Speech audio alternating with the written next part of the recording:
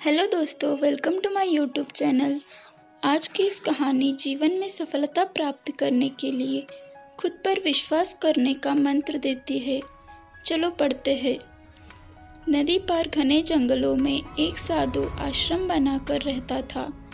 वह पानी पर चलने की सिद्धि प्राप्त करने के यत्न कर रहा था, इसलिए सुबह से शाम तक तपस्या में लीन रहता।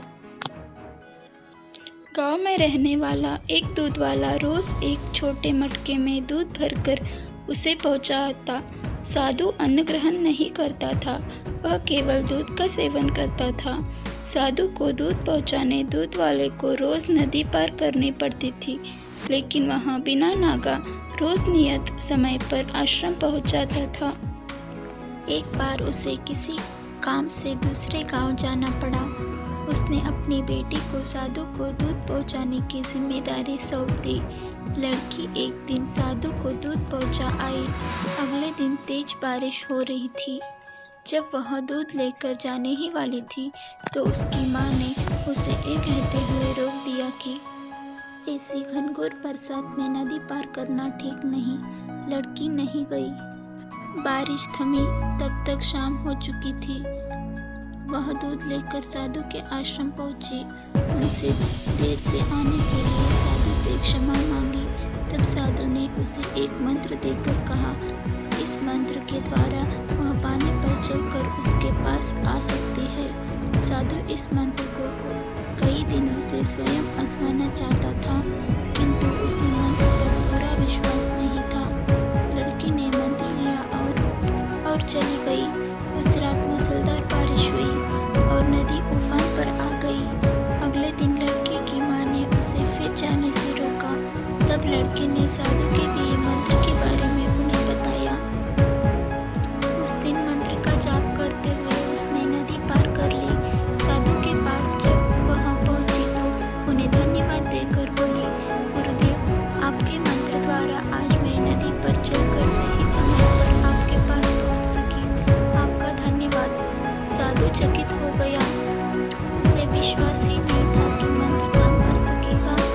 वह लड़की के पीछे पीछे आश्रम से बाहर आया।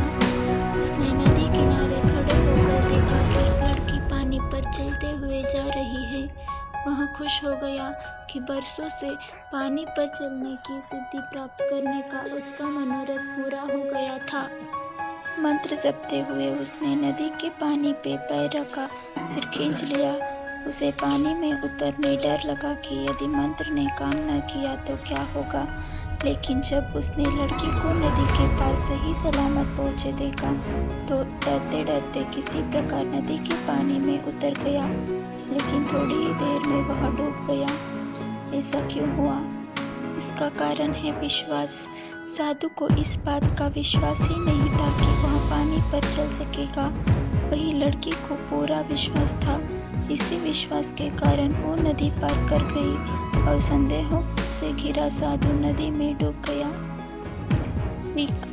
इस कहानी से हमें ये सीख मिलती है कि किसी भी काम में सफल होना है तो अपने हुनर के साथ ही अपनी सफलता पर भी विश्वास करना होगा। जिसे अपनी सफलता पर भरोसा ही नहीं, न वह पूरी लगन के साथ काम कर पाएगा, न पूरी मेहनत से। ऐसे में वह सफल कैसे होगा?